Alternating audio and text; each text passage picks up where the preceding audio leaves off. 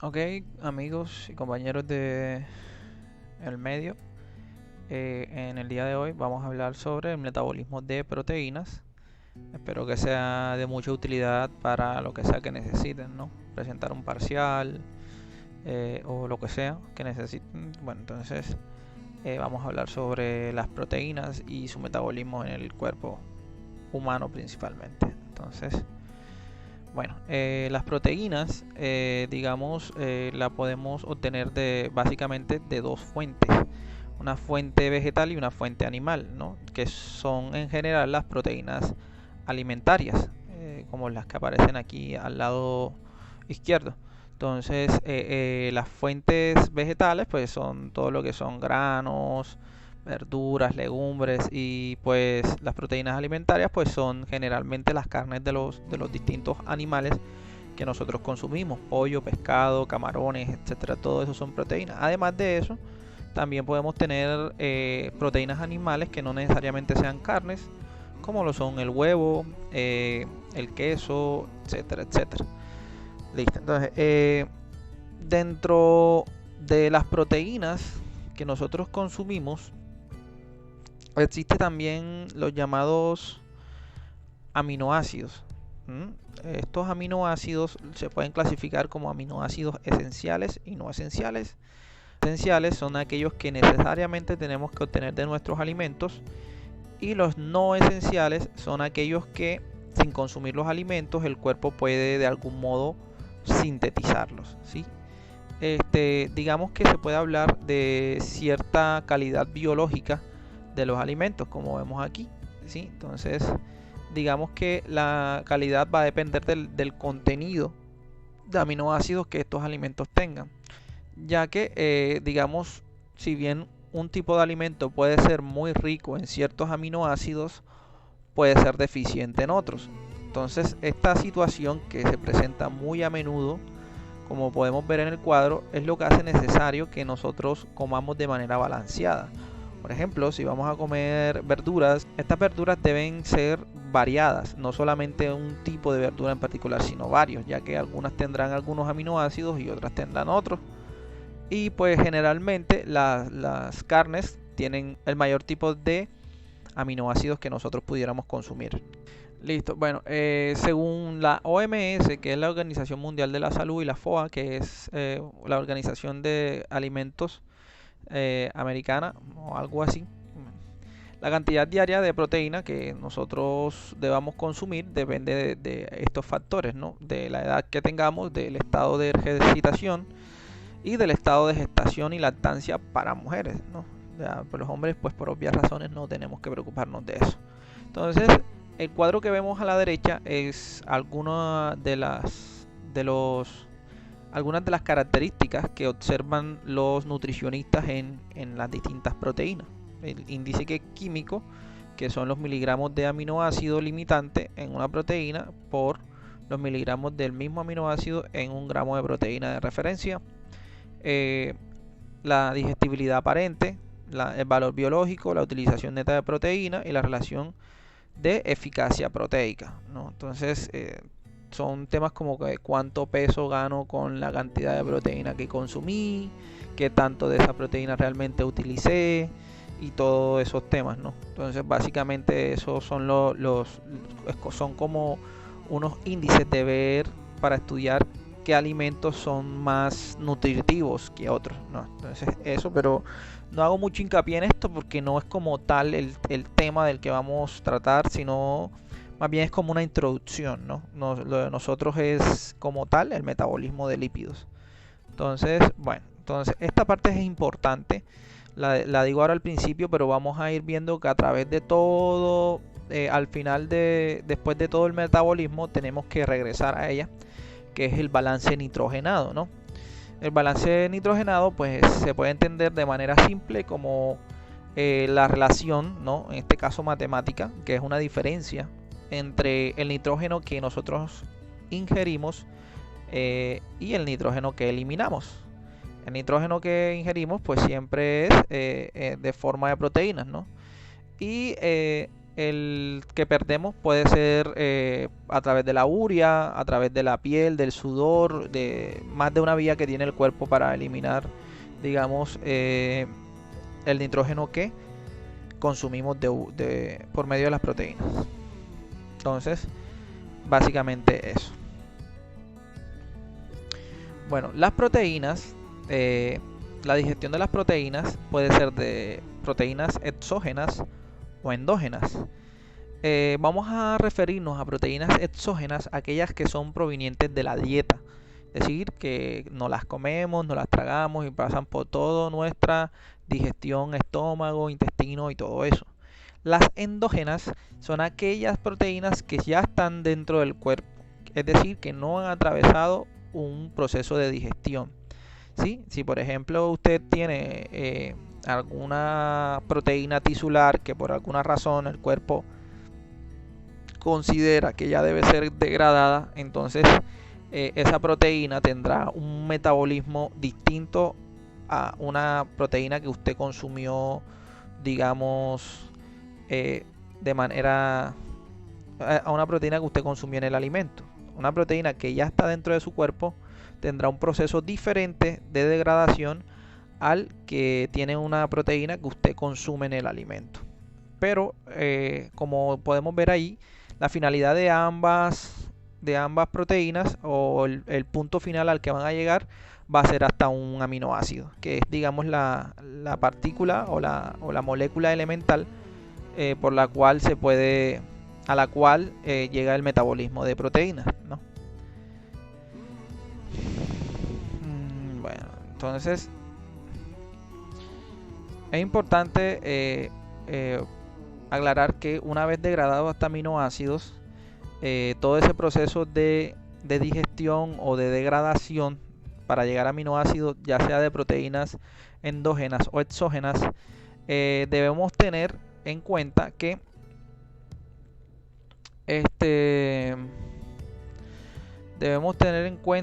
estas proteínas,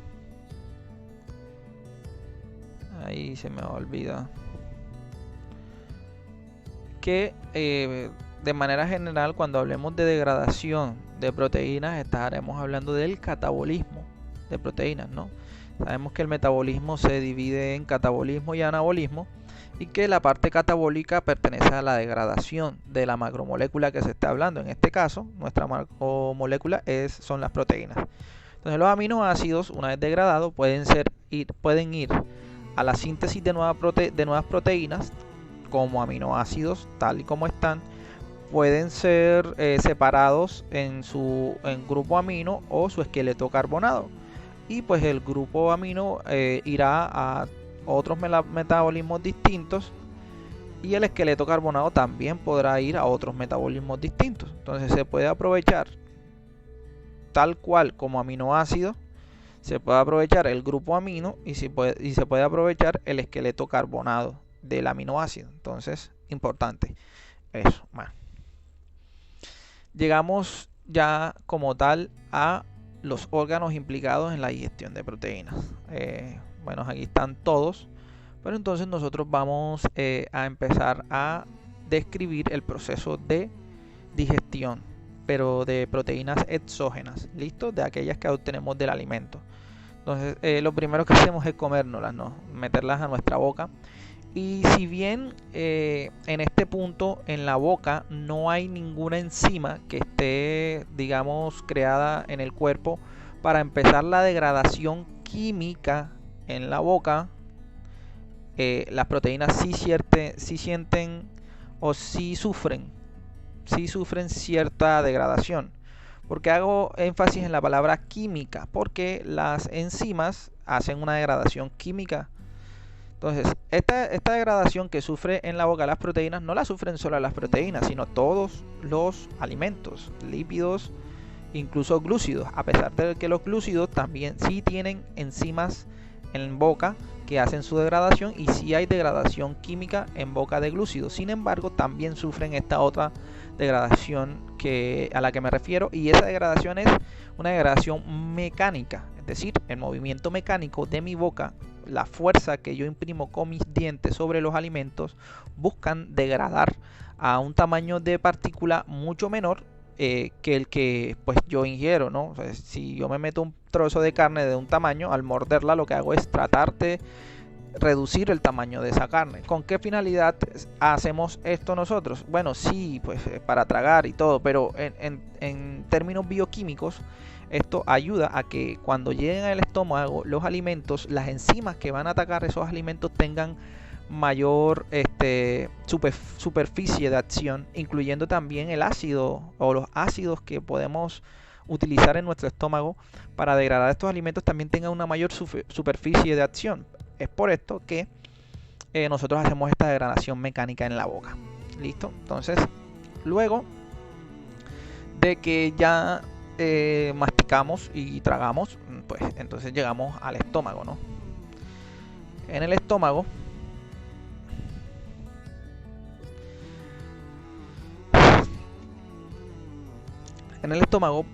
pues cuando tenemos la comida en el estómago, se van a liberar a través de las paredes estomacales.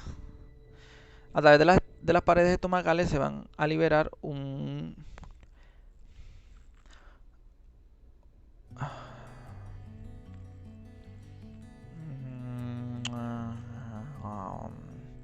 bueno, entonces vamos a ver qué sucede en el estómago, ¿no? Entonces, en el estómago, básicamente, como vemos en la imagen izquierda, más o menos ahí en la primera imagen vemos la proteína, luego se degrada en péptidos y así llegamos hasta aminoácidos libres. Entonces esa es la finalidad del proceso de digestión.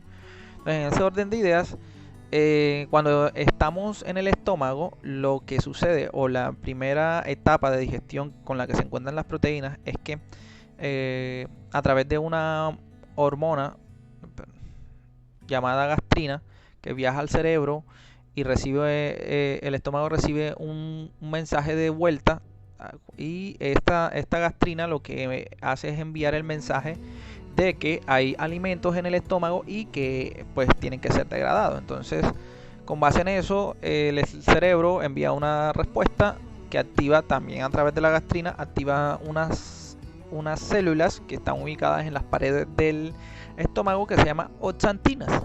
Estas oxantinas son capaces de liberar el ácido clorhídrico que va a ser el primer paso de digestión de las proteínas. Entonces, básicamente, estas células oxantinas empiezan a liberar ácido clorhídrico en el estómago, ¿sí? Hasta que se alcanza, digamos, un pH de 1.52 más o menos, y en este pH se van a empezar a desnaturalizar las proteínas. Vamos a entender por desnaturalizar romper las estructuras terciarias y secundarias de las proteínas, es decir, puentes de hidrógeno y todas las fuerzas que sean más allá de los enlaces covalentes que existen en el enlace peptídico o en la molécula de aminoácido como tal, ¿sí? Entonces todos esos enlaces se van a romper con el ácido clorhídrico, ¿sí? Todos esos puentes de hidrógeno, puentes de disulfuro, todas esas cosas que son más allá de los enlaces covalentes. Entonces, luego a este pH, el páncreas, que es un órgano supremamente importante en todos los metabolismos, en el caso del metabolismo de proteínas va a liberar el pepsinógeno. El pepsinógeno es un zimógeno. Bueno, y un zimógeno no es más que la forma inactiva de una enzima. Repito, un pepsinógeno es la forma inactiva de una enzima. Entonces, la forma activa del pepsinógeno es la pepsina, ¿no? Entonces, pepsinógeno es la pepsina inactiva, ¿sí? Entonces, esta pepsina es una enzima que tiene una estructura muy particular, ya que está hecha de tal manera que a ese pH 1,5, es decir, el pH que proporciona el ácido clorhídrico, va a perder una cadena de polipéptidos, que es esa cadena la que la mantiene inactiva. Tan pronto pierde esa cadena que la inactiva, pues obviamente se activa y ya deja de ser pepsimógeno y pasa a ser pepsina, ¿sí? La enzima como tal. Además de que tiene esta característica que puede estar inactiva o activa, la pepsina también tiene una estructura que le permite funcionar al pH que proporciona el ácido clorhídrico de 1,5 sin degradarse. Es decir, va a empezar a degradar todas las proteínas que nosotros hayamos consumido, ¿sí? Sin degradarse ella, ¿sí? a ese pH que es bastante ácido, ¿no? 1,5. Entonces, esta pepsina es, digamos, la primera etapa enzimática, es decir, la primera proteasa que va a estar en contacto con las proteínas que nosotros consumimos. Entonces, esta sería como la primera etapa del metabolismo de proteínas exógenas, ¿no? Llega al estómago, el estómago libera ácido clorhídrico, el ácido clorhídrico rompe puentes de hidrógeno, estructuras terciarias, secundarias, y luego a este mismo pH se activa la pepsina, ¿sí? Y la pepsina va entonces ya a hidrolizar en ciertas partes particulares ciertos aminoácidos y va entonces a generar polipéptidos y algunos aminoácidos libres. Y esta sería la primera parte de la digestión.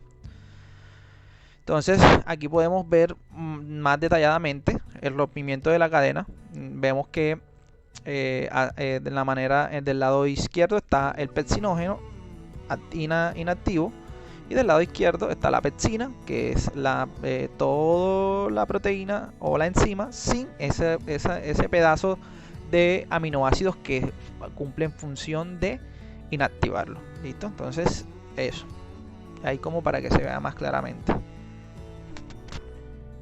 Entonces las proteasas del páncreas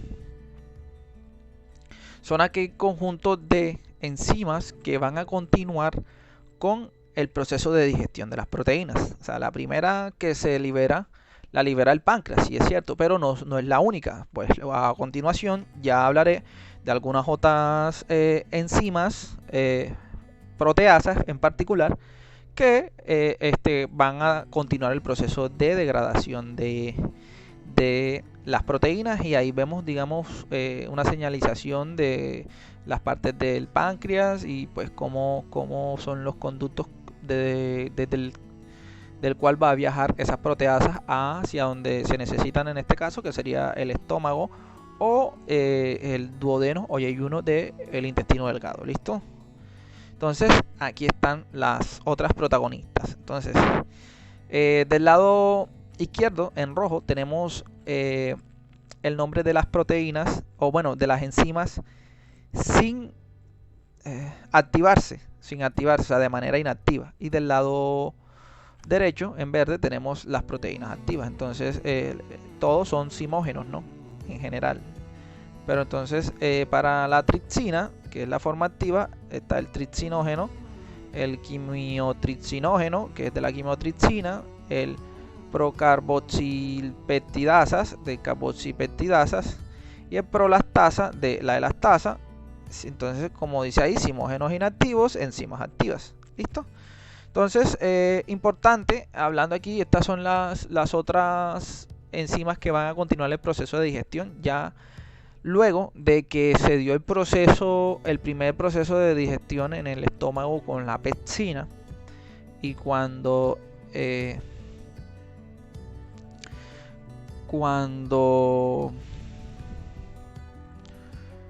bueno, luego que se dio el primer proceso, entonces a continuación todas las proteínas ya degradadas van a pasar al duodeno o yeyuno del intestino delgado, y allí se va a liberar el jugo pancreático, que trae todas estas otras enzimas, pero también viene rico en bicarbonato.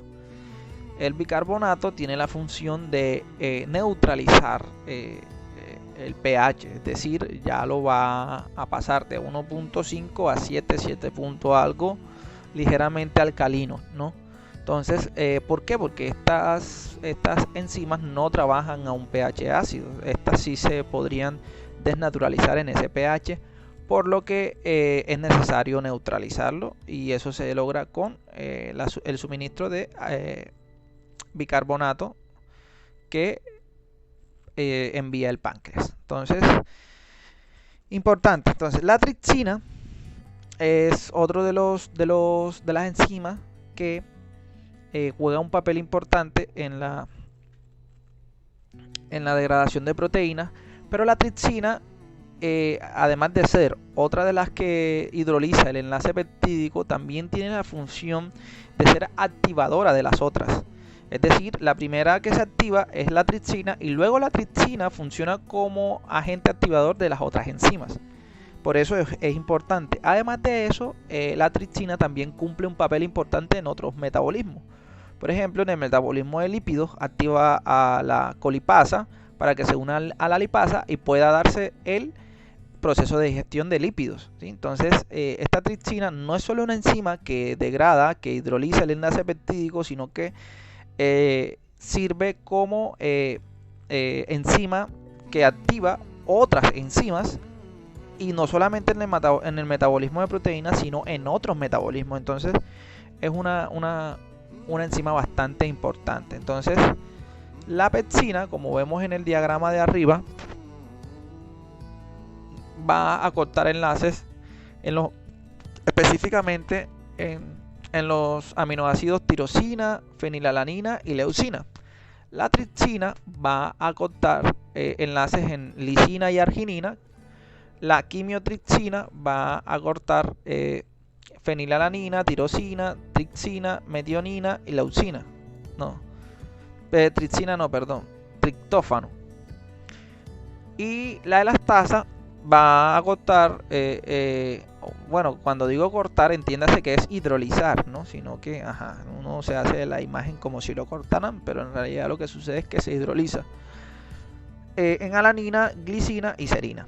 ¿Listo? Entonces, estas son, básicamente, cogen toda la cadena polipeptídica y empiezan a hidrolizar en donde están esos aminoácidos en particular. Por eso se necesitan, digamos, todo ese conglomerado de enzimas, porque cada una es específica para ciertos tipos de aminoácidos. Entonces, eso va a dar que se puedan dividir en pedazos o en trozos más pequeños las cadenas polipeptídicas. ¿Listo? Bueno, entonces este conjunto de enzimas las podemos dividir en endopeptidasas y exopeptidasas. Las endopeptidasas pues van a ser aquellas enzimas que van a hidrolizar enlaces peptídicos solamente dentro de la cadena de los polipéptidos. Y las exopeptidasas van a ser aquellas que ataquen solo a los aminoácidos terminales. Solo los aminoácidos terminales. Por eso son exo, afuera, extremos, terminal. ¿Listo? Entonces, si se fijan bien en la carboxipeptidasa B y la tripsina, tienen los mismos aminoácidos, o atacan a los mismos aminoácidos, o hidrolizan los mismos aminoácidos. La diferencia es que una lo hace de manera interna y la otra lo hace de manera externa. ¿Listo? Bueno, entonces hemos llegado a la parte de la absorción de aminoácidos. Bueno, una vez que ya se dio todo el proceso anterior, que todas estas enzimas cogieron y cortaron y hidrolizaron en los distintos puntos, se llegó ya a un mínimo, ya sea de aminoácidos libres o de dipéptidos o tripéptidos. Es decir, ya después de todo este proceso enzimático de división, de hidrolización, ya se llegaron hasta aminoácidos libres o tripéptidos o dipéptidos. Entonces viene a describirse un poco lo que es el proceso de absorción en los enterocitos. Recuerdo que los enterocitos son las células que componen la pared del intestino delgado y todo el tema de vellosidades, ¿no? que tienen el intestino delgado. Entonces, básicamente, estos dipéptidos y tripéptidos van a tener un mecanismo, digamos, de ingreso a la célula, al enterocito, distinto a los aminoácidos libres. Los aminoácidos libres van a entrar por acción de un ion sodio, ¿sí?, al interior de la célula, y ese ion sodio va a salir nuevamente para permitir la entrada de otro aminoácido. Sin embargo, al entrar y salir ese ion sodio, se genera unas condiciones electrostáticas internas en las células que deben mantenerse, que deben ser constantes. Y por esta razón, juega un papel importante la ATPasa NK, o sea, la ATPasa sodio-potasio. ¿Por qué? Porque cuando ese ion sodio sale, ingresa un ion potasio que básicamente tiene la función de mantener el estado electrostático interno en la célula. Entonces, cuando entra el sodio, bien, entra el aminoácido, luego sale el sodio y entra el potasio para mantener la condición. Los dipéptidos y tripéptidos van a ingresar digamos, adentro del enterocito por medio de un ion, por medio de un protón, ¿sí? Por medio de un protón. Entran tal como dipéptidos o tripéptidos, y luego de esto el mecanismo interno de la célula, que no hablaremos ahora, trataremos más adelante, va a hacer la degradación de estos dipéptidos y tripéptidos y los va a llevar finalmente hasta aminoácidos, ¿no? Y pues lo va a hacer a través de enzimas denominadas dipeptidasas o tripeptidasas. Entonces al final todos llegan hasta aminoácidos. Listo. Y luego de aminoácidos sí son transportados, digamos, al torrente sanguíneo y posteriormente a donde se necesite. Ya voy a explicar un poco más específicamente qué es lo que sucede cuando llegan al torrente sanguíneo. Pero sí es importante saber que esta es la forma en que entran a la célula, ¿no? Pero no he explicado aún exactamente cómo es el proceso en el que internamente la célula lo transforma en aminoácidos, porque ya se tratará con más detalle más adelante. De manera general, quería explicar cómo ingresan estos aminoácidos, dipéptidos y tripéptidos resultantes del proceso digestivo hasta este punto al enterocito. ¿Listo?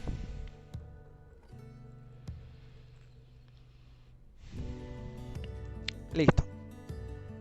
Los aminoácidos, para entrar a la célula y luego la célula del enterocito, que es el del intestino delgado, y luego para ser transportado hasta el torrente sanguíneo, necesitan de unos transportadores especiales, ¿sí? Entonces, básicamente los los aminoácidos se pueden transportar de estas tres maneras: difusión facilitada, transporte activo secundario y ciclo glutamato, glutamina, grupo amino. Entonces, yo voy a hacer hincapié en el último, porque digamos, los dos primeros básicamente lo que me hablan es de cómo, lo que yo acabo de explicar, cómo ingresan a la célula, pero cuando salen al torrente sanguíneo y cómo se transporta a través de la sangre, es un tema diferente y creo que un poco más interesante en cuanto al anterior. Para terminar con los otros dos, todos estos transportadores que nosotros vemos en la tabla funcionan para cierto tipo de aminoácidos, y esos son los que van a permitir el ingreso del intestino al interior de los enterocitos, ¿no? O sea, de la parte externa, la luz intestinal, hasta el enterocito. Entonces, esos son los transportadores que permiten esa entrada hasta el interior de la célula. Sin embargo, como decía, el ciclo glutamato-glutamina es mucho más importante, porque vamos a ver que en torrente sanguíneo los aminoácidos, todos, sin importar cuál sea, se va a transportar como alanina o como glutamina, ¿sí? Solamente como esos dos aminoácidos. O sea, si al enterocito entra aspartato, betalanina, lisina, taurina, cistina, cualquiera, él va a salir como glutamina, y así es que se va a transportar en sangre. Entonces quiere decir que dentro del enterocito él sufre toda una transformación para convertirse en glutamina y luego llegar hasta distintos órganos. El otro aminoácido que puede hacer eso es la alanina, y es por el ciclo de Cori, que se estará explicando más adelante. Estos son los dos aminoácidos que pueden viajar tal así como aminoácidos a través de el torrente sanguíneo. Los demás son transformados en alguno de estos dos para poder viajar por torrente sanguíneo. Es una parte importante. Esta parte es un resumen, ¿no?, de por dónde vamos y hacia qué nos falta y de manera general de todo lo que hablaremos en estas diapositivas, en este video. Entonces tenemos las proteínas de los alimentos, que ya vimos todo el proceso de degradación que sufren hasta aminoácidos. Tenemos las proteínas endógenas, ¿no?, que tienen dos tipos de degradación, que son la degradación lisosomal y la proteasomal, que ya hablaremos en un instante de ella. Esta degradación lisosomal tiene macroautofagia, microautofagia y autofagia por chaperonas. Estas tres también ya las trataremos, como para ver el esquema general. Y la finalidad de la degradación lisosomal es que terminan en aminoácidos. La degradación proteasomal lo termina en péptidos. Los péptidos, a través de peptidasa, se convierten también en aminoácidos. Y luego estos aminoácidos pueden o sufrir otro catabolismo o pueden ir a un anabolismo, que es nuevas proteínas y moléculas activas como hormonas o neurotransmisores. Y este otro catabolismo puede ser el catabolismo del grupo amino o de la cadena carbonada. El grupo amino puede ser eliminado a través de urea y el esqueleto carbonado puede ir a la producción de energía, de glucosa o de cuerpos cetónicos. Entonces es como un esquema general. Ya vimos solamente las proteínas de los alimentos y explicamos todo cómo llegamos hasta aminoácidos a partir. El resto, todo lo demás, nos falta por explicarlo, ¿sí? Hemos explicado solamente esta pequeña parte. Listo, entonces la degradación de proteínas endógenas. Bueno, entonces, como vemos en la diapositiva anterior, tenemos la lisosomal y la proteasomal. Vamos a iniciar, obviamente, como está ahí en ese orden, con la lisosomal. Entonces, la degradación lisosomal se divide en estas tres que ya mencioné: macroautofagia, microautofagia y autofagia mediada por chaperonas. Una de las diferencias es, digamos, qué tan dentro del lisosoma se da la degradación de las proteínas. Entonces, en donde dice A, macroautofagia, se da el primer proceso de degradación de proteínas endógenas. Tengo que aclarar que el lisosoma, pues, que es el organelo dentro de la célula, del cual se encarga de la degradación de ciertas proteínas, en su membrana está compuesto por muchas enzimas que son proteasas, es decir, que tienen la capacidad de degradar, pero lo particular es que están en la membrana, o sea, están dentro, pero también están en la membrana. Es decir, que en este proceso de macroautofagia, como se puede ver en el esquema, las proteínas serán degradadas como se ve en ese orden, sin siquiera llegar al interior del lisosoma. Es decir, irán sufriendo el proceso de degradación y cuando ya lleguen al interior ya habrán sido degradadas, ¿sí? Pero se puede degradar. ¿Pero por qué? Porque la membrana es rica en enzimas. Entonces no es como en otros metabolismos que las proteínas deben llegar al interior para poder ser degradadas. Entonces aquí, antes de llegar al interior, ya están siendo degradadas las proteínas. ¿Listo? Entonces eso es lo importante en la macroautofagia, ¿sí? En la microautofagia también se degradan proteínas, pero entonces en esta no entran al interior del lisosoma, ¿sí? Aquí se da un proceso llamado invaginación, que es básicamente que la membrana se dobla, así como ustedes ven en el diagrama, se dobla y, digamos, todas las proteínas son degradadas ahí en la membrana, sin siquiera entrar al interior del lisosoma, y luego salen, ¿no?, como aminoácidos para lo que sea que se necesiten. Pero entonces lo interesante aquí es que en la microautofagia, a través de ese proceso de invaginación y por la membrana rica en enzimas degradadoras, se da el proceso de degradación sin que las proteínas entren al lisosoma. ¿Listo? Y la última parte es la autofagia mediada por chaperonas.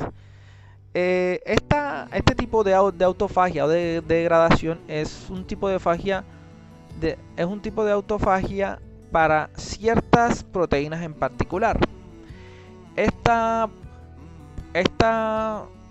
Este tipo de degradación es para aquellas proteínas que tienen el grupo KFERQ, como se ve ahí, KFERQ, KFERQ.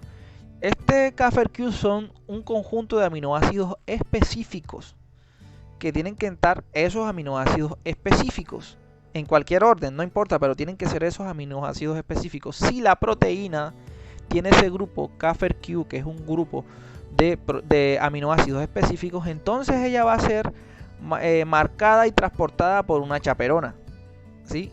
Porque tiene ese grupo KFERQ, esos aminoácidos en particular. Entonces ella va a ser transportada por la chaperona hasta un receptor que se llama LAM2, que se llama lisosomal aminoprotein 2. Entonces luego cuando la chaperona la lleva hasta ese receptor, entonces ahí se va a dar el proceso de ingreso de la proteína y al interior del lisosoma se va a dar el proceso de degradación, ¿sí? Los otros dos sistemas de degradación parece ser más simples. Este es como que necesita un poco más de sistematización para todo el ingreso de la proteína y la degradación y eso. Pero entonces, básicamente esos son los tres tipos de degradación que se dan para proteínas endógenas en el lisosoma. ¿Listo? Entonces los datos que tenemos aquí a la izquierda, que el medio es ácido, que el valor de pH es aproximadamente 5. Y que en el lisosoma son orgánulos celulares con alto contenido de endopeptidasas. ¿Listo? O sea, que los ataques se dan al interior de los enlaces peptídicos y no en los aminoácidos terminales. ¿Listo? Bueno, entonces vamos a hablar sobre la ubiquitinación. Este es un proceso que se da para la degradación de proteínas endógenas, pero a través del proteosoma, o sea, una degradación proteosomal. Entonces, esta degradación proteosomal inicia con una marcación y esa marcación se da con una molécula llamada ubiquitina y por eso este proceso se llama ubiquitinación, ¿sí? Entonces, como dice ahí, la ubiquitina marca la proteína que va a ser degradada. ¿Por qué vía? Por la vía de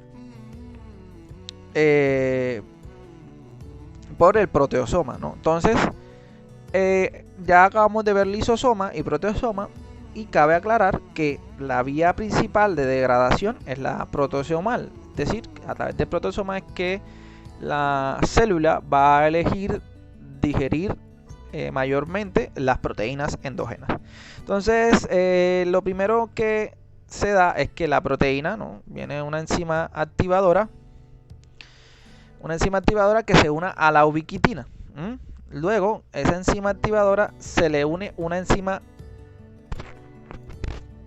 conjugadora. Entonces, básicamente, la enzima activadora lo que hace es que en presencia de ATP, ¿sí? Con dos grupos fosfatos que salen, se genera AMP y activa la ubiquitina.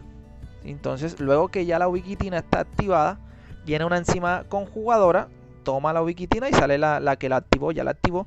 Y esta conjugadora es la que va a llevarla hasta la proteína que va a ser marcada, ¿no?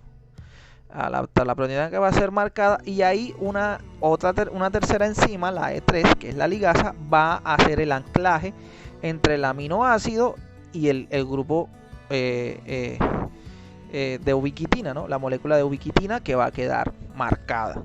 Entonces esto se va a hacer en el epsilon NH2 lisina, o sea, en esa posición, ¿sí? Del aminoácido. Entonces, ahorita nos daremos cuenta que específicamente la ubiquitinación se hace en ciertos aminoácidos en particular, no se hace en cualquier parte. Pero entonces, a grosso modo, este es el proceso en el que se une la primera molécula, porque no es la única que se une, la primera molécula de ubiquitina a una proteína para ser marcada, y esa marca le dice a la célula que esa proteína va a ser degradada o puede ser degradada a través del proteosoma y no en el anterior método de degradación que vimos que era el lisosoma. ¿Listo? Entonces, aquí continúa el proceso. Entonces, básicamente, una vez que ya esté unido la ubiquitina, a ese punto se van a unir otras moléculas de ubiquitina. Entonces, pero como les dije hace un instante, esas moléculas no se pueden unir en cualquier lado. Se van a unir, presten atención, esta parte es importante, en la lisina 48 o en la lisina 63. Si usted cuenta su cadena de aminoácidos, entonces la lisina que sea la número 48 o la lisina que sea la número 63, ahí es donde se van a unir las moléculas de ubiquitina. Pueden ser varias. Entonces, si se unen en la 48, se unen de esa forma en la que usted está viendo en el diagrama, o si se unen en la 63, se unen de esa forma que está viéndose en el diagrama.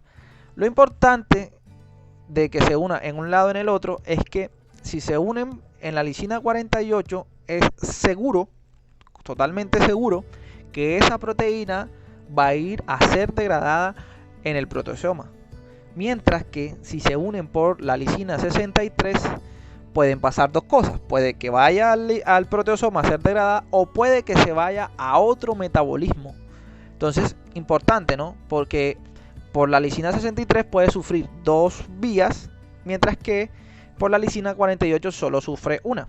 Entonces, básicamente eso es lo que sucede, o la importancia de por qué lisina se une, ya sea la 48 o la 61, la ubiquitina.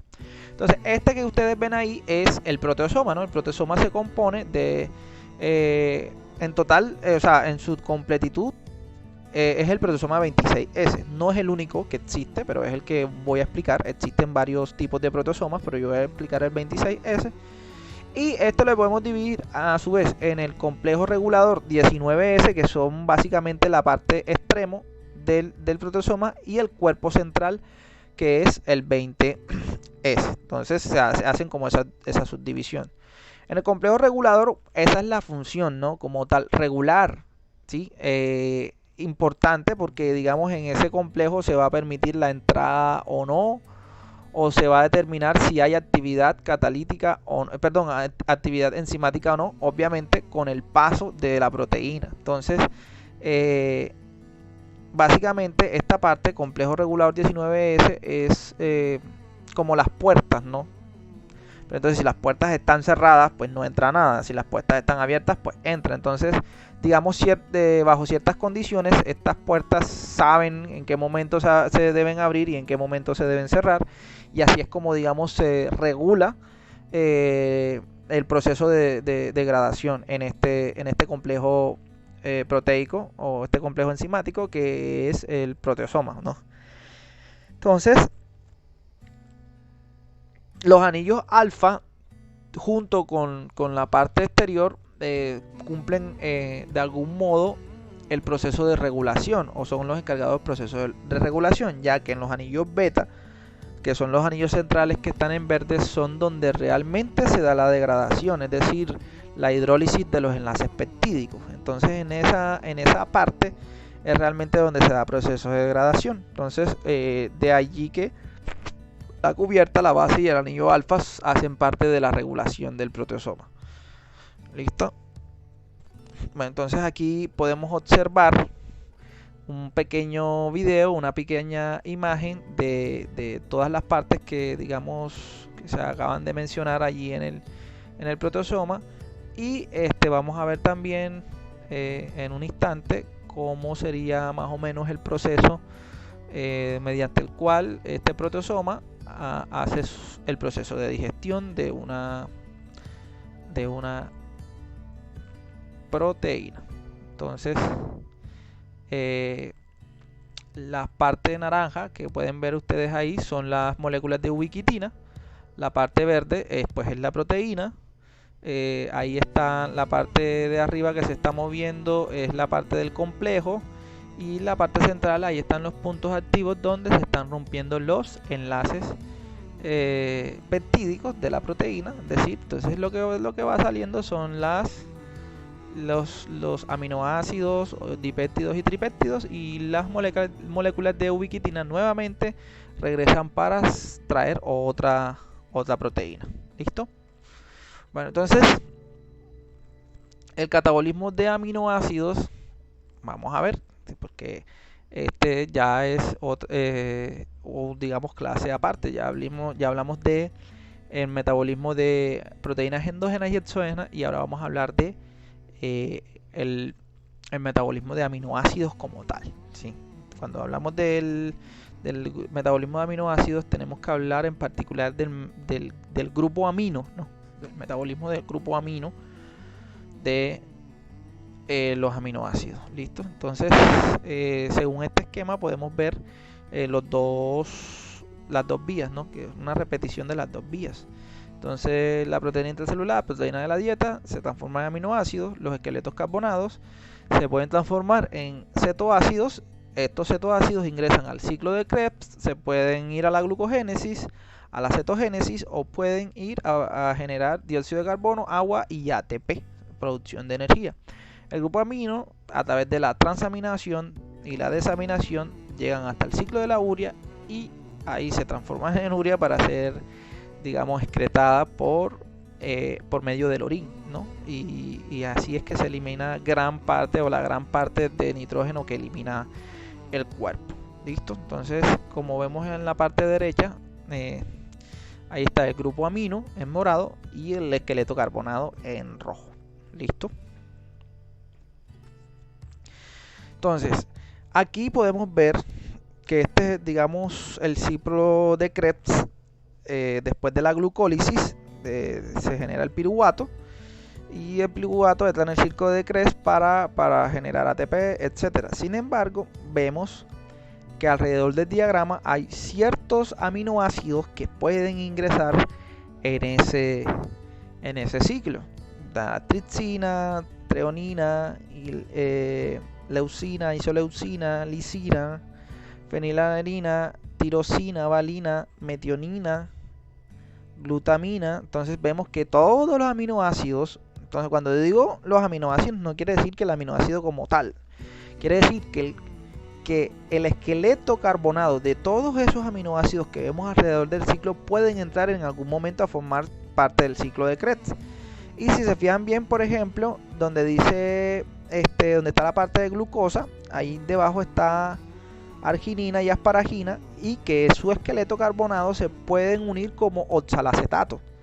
En la parte donde está fenilalanina y tirosina, su esqueleto carbonado se puede interiorizar al ciclo de Krebs como fumarato. Así la valina y la metionina como succinil-CoA, y como vamos viendo, en cada uno se puede, los esqueletos carbonados pueden ingresar como ciertos sustratos del ciclo de Krebs. Entonces, importante, vemos que entonces los que están en azul son los glucogénicos, es decir, que pueden ir al ciclo de glucogénesis, al metabolismo de la síntesis de glucosa. Están los que están en rojo, que son cetogénicos, van a la síntesis de cuerpos cetónicos, acetilcoenzima A, etc. Y los que están en moradito, que pueden ir a ambas vías, ya sea glucogénesis o cetogénesis.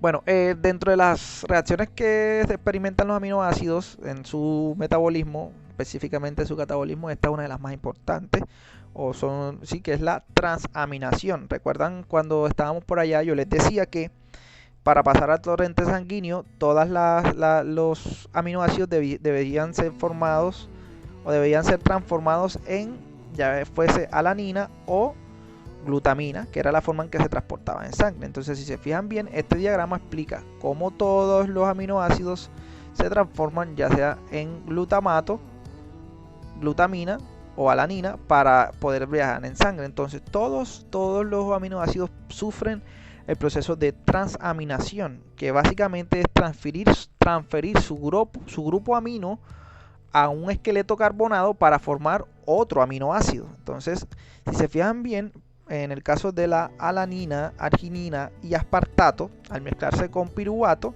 se da la transaminación, que la realiza una enzima pues llamada con este nombre transaminasa, y lo que hace es intercambiar el grupo amino y se los quita la alanina, arginina, aspartato y forma un alfa cetoácido y genera a partir del piruvato la alanina, ¿sí? Entonces, por ejemplo, la cisteína, cistina, fenilalanina, glicina, glutamina, al juntarse con oxalacetato y la enzima transaminasa, pues va a formarse, o sea, van a retirarle a todos esos aminoácidos su grupo nitro, se van a formar alfa cetoácidos y se va a formar el aspartato.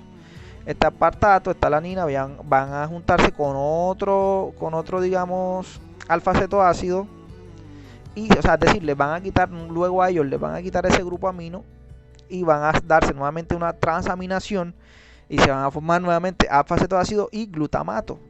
Y luego en esta desaminación se va a dar un proceso de desaminación oxidativa, que es la segunda parte, ¿no? Porque son dos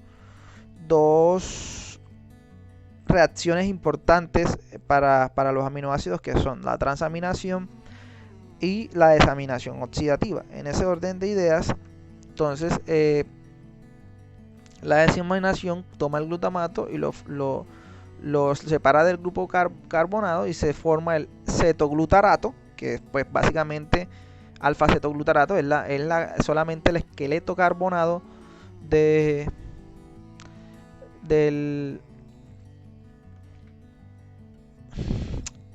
glutamato y el grupo amino. Y el grupo amino se va a la urea. Sin embargo, este alfa cetoglutarato, regresamos acá a glutamato, y si a ese glutamato se le cambia o se le agrega otro grupo amino, entonces se transforma en glutamina. Entonces, esta parte no está aquí descrita, pero eso también sucede, ¿no? Entonces, importante eso. Entonces, aquí vemos más a detalle la desaminación oxidativa, que básicamente toma el glutamato, o el L-glutamato, a través de la glutamato deshidrogenasa en presencia de NADP oxidado, y transforma el L-glutamato en alfa cetoglutarato y retira de algún modo el grupo amino, transformándolo en ion amonio, ¿no? Lo importante de esto es que hay que tener en cuenta que esto se da en la mitocondria, pero se da específicamente en células epiteliales, es decir,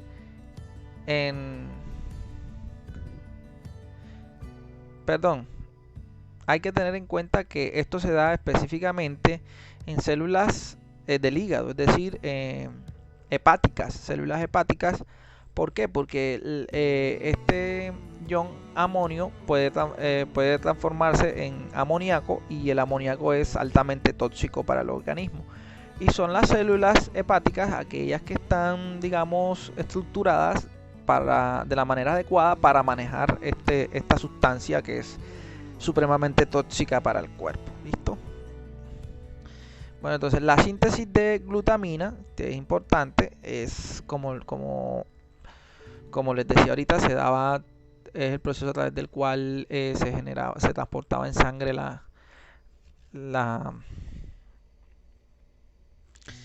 el proceso a través del cual se transporta los aminoácidos en sangre. Entonces aquí pues podemos ver el transporte y destino del amoníaco, ¿no? Entonces en la mayoría de los tejidos hay glutamato, ese glutamato se transforma en glutamina. Entonces esa glutamina viaja hasta la sangre, ¿no? Viaja a través de la sangre, llega hasta el hígado. Entonces esa glutamina en el hígado se convierte otra vez en glutamato, ¿sí? Y ahí es donde el hígado saca, digamos, el grupo NH, que transformándolo en el ion amonio, y en el ion amonio va al ciclo de la urea y se transforma, digamos, en un desecho del cuerpo. ¿Listo? Entonces en los músculos también se toma de los aminoácidos, entra alanina, porque esto implica el ciclo de Cori, ¿no? El ciclo de Cori toma la alanina viaja también al hígado, y en el hígado se genera piruvato, el piruvato se genera glucosa y se genera energía. esto es cuando un deportista o estamos en una situación que nos está exigiendo movernos, hacer actividad física, etcétera. Ahí entra en juego el ciclo de Cori y fíjense que aquí entra glutamato, glutamina, llega al hígado y aquí aminoácido, alanina y llega al hígado. Entonces son las dos formas en que viaja los aminoácidos a través del torrente sanguíneo. Llegan al hígado y de ahí se transforman en lo que se tengan que transformar. O si no, llegan al tejido o al lugar donde tengan que llegar y de ahí se transforman en lo que se tenga que transformar. Pero viajan como alanina o como glutamina. Listo, entonces, importante esta parte. El glutamato se transforma en glutamina. En glutamina llega a las distintas partes del cuerpo donde se necesita, por ejemplo, lo que sea que se vaya a formar, llámese nucleótidos, llámese otras proteínas, otras enzimas, donde se vaya a generar una nueva sustancia, llega en forma de glutamina. Se puede decir que la glutamina es como la materia prima para generar otras moléculas que el cuerpo necesite. Sin embargo, la misma glutamina, cuando llega a alguna parte donde el cuerpo para formar alguna molécula nueva en alguna parte del cuerpo, y esa molécula ya se ha generado, digamos, se ha generado de manera excesiva, entonces esa misma molécula que se generó va a servir como inhibidor de la síntesis de glutamina. Entonces, por ejemplo, si la glutamina se va al ciclo de la urea y la urea empieza a producir demasiado carbamoil fosfato, entonces el carbamoil fosfato va a ser uno de los inhibidores para que no se siga generando glutamina. Si esa glutamina llega a un lugar donde se transformó en serina porque era necesario y se empieza a generar serina de manera excesiva, entonces la serina va a ser inhibidor de la síntesis de glutamina. Entonces con cada uno de estos, glucosa 6-fosfato, CTP, AMP, triptófano, histidina, entonces si todo lo que se puede generar a partir de la glutamina, si en algún punto llega a generarse en exceso, ese algo que se generó va a servir como inhibidor del proceso de biosíntesis de más glutamina, ¿sí? Entonces así básicamente es como se regula la generación o la síntesis de glutamina, ya que la glutamina, como dije hace un instante, es como si fuese el monómero, ¿no? de todo esto, o la materia prima más que todo, no es monómero, sino más que todo la materia prima. ¿Listo? Pero entonces esta parte específicamente habla de más o menos la regulación, ¿no? Y pues vemos que también puede ser regulado por la glicina y por la alanina, aunque no sean productos de su uso, ¿no? Entonces es importante, básicamente la glucosa y la mayoría de los aminoácidos o algunos aminoácidos, algunos que son producto de la glutamina y otros que no, son inhibidores de su síntesis. Listo, entonces aquí este ciclo de glucosa-alanina, que era el otro que hablábamos, este es el ciclo también que se le llama el ciclo de Cori. Entonces, básicamente ya lo vimos hace dos láminas, pero básicamente es cuando el músculo está necesitando energía y por alguna razón no hemos comido, estamos deficientes de energía, de alguna forma. Entonces, lo que sucede es que el azúcar, digamos que está de algún modo en sangre no, en músculos, ¿sí? Se da una glucólisis en las células que están en el músculo. Esa digamos, entonces, corrijo. Este ciclo glucosa-alanina también es el que habíamos mencionado hace un rato, que se llama ciclo de Cori, o también se le denomina ciclo de Cori. En este ciclo de Cori lo que sucede es que el músculo consume la energía que tiene ahí disponible, y si entonces estamos en una situación en la que no tenemos energía para tomar, es decir, no hay glucógeno, ya no gastamos la reserva de glucógeno y seguimos teniendo una actividad física, entonces lo que sucede es que el piruvato sufre ahí interiormente en las células del músculo una transformación en alanina, ¿sí? Esa alanina llega al torrente sanguíneo. Del torrente sanguíneo sufre la alanina otra transformación que llega a piruvato. Del piruvato se genera glucosa y esa glucosa llega nuevamente al músculo, que es, y la degradación a través de la glucólisis le va a permitir obtener energía. Y nuevamente ese piruvato se transforma en alanina y la alanina, y pues por eso se llama el ciclo de Cori. Pero entonces es un ciclo para la obtención de energía a través de este aminoácido alanina cuando, digamos, estamos en condiciones en que no tenemos ya mucha energía en el cuerpo. ¿Listo? Entonces esa es la importancia, digamos, del ciclo de Cori. Entonces el grupo amino de la alanina pues se va a la urea. ¿Listo? Importante. Bueno, entonces este que vemos aquí de algún modo es el destino del grupo amino, ¿sí? El destino del grupo amino, que es básicamente el ciclo de la urea, ¿sí? Entonces, ¿qué sucede? En que los aminoácidos se transforman dentro de la mitocondria en carbamil fosfato, ¿sí? Entonces, este carbamil fosfato es generado por una enzima llamada carbamil fosfato sintetasa.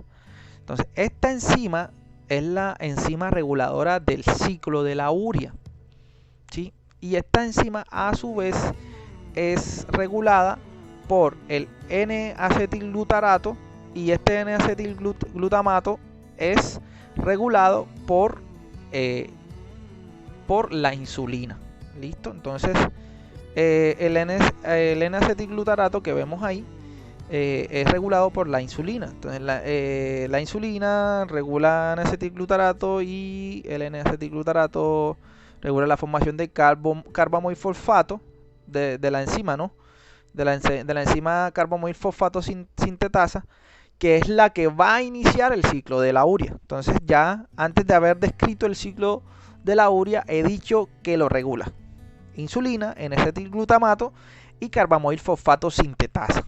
Entonces esa en conjunto, ¿no? Es una reacción como en cadena, pero la enzima regulatoria es carbamil fosfato sintetasa. Listo, entonces sintetasa necesita ATP para poder funcionar. Entonces esa que vemos con las flechitas de colores son, digamos, el ciclo de la urea. Entonces, si nos damos cuenta, el ciclo de la urea es algo que se da tanto al interior como al exterior de la célula, de la mitocondria. El ciclo de la urea es algo que se da tanto al interior de la mitocondria como en el citoplasma, es decir, por fuera de la mitocondria. Entonces, básicamente, ese carbamil fosfato, a través de la enzima NOTC, se transforma en citrulina. En citrulina entra el aspartato, se transforma en arginosuccinato. El arginosuccinato entra otra enzima que lo transforma en arginina, y la arginina es transformada a través de la enzima arginasa en urea y ornitina. Entonces esa ornitina regresa otra vez al ciclo, pero ya sale la urea. Entonces nuevamente la ornitina se junta con el carbamil fosfato, nuevamente genera citrulina, arginosuccinato, arginina, y otra vez se desprende urea y la ornitina, y así por eso se sigue el ciclo. Pero de esta forma que está aquí descrita es como el cuerpo, digamos, elimina el grupo amino en forma de urea. Es importante aclarar que la ornitina, citrulina y demás son aminoácidos no proteicos. Son aminoácidos que están dentro del cuerpo, pero no forman parte de ninguna proteína. Pero ya vemos que tienen una función en el ciclo de la urea, así no sean proteicos. Entonces, a pesar de que no son proteicos, también son importantes. Listo, entonces esto es lo mismo, ¿sí? Dentro de la mitocondria, en el citoplasma, y digamos ahí está. Pero lo importante en este diagrama es que se muestra una conexión entre el ciclo de la urea y el ciclo del ácido cítrico, o que también se denomina ciclo de Krebs. Hay una conexión, ¿no? Entonces, ¿cuáles son digamos, los puntos de conexión entre estos dos ciclos. El arginosuccinato, ¿sí? Es una molécula que hace parte de los dos ciclos, ¿sí? Que puede ir o a un ciclo o al otro. ¿Listo? Entonces esa es la parte importante de este diagrama, que muestra el punto de unión entre los dos ciclos. Bueno, entonces aquí vemos en el ciclo de Krebs o ciclo del ácido cítrico, lo que vimos hace ya un rato en las láminas. Estos son, digamos, todos los aminoácidos que pueden entrar como distintos sustratos de este ciclo.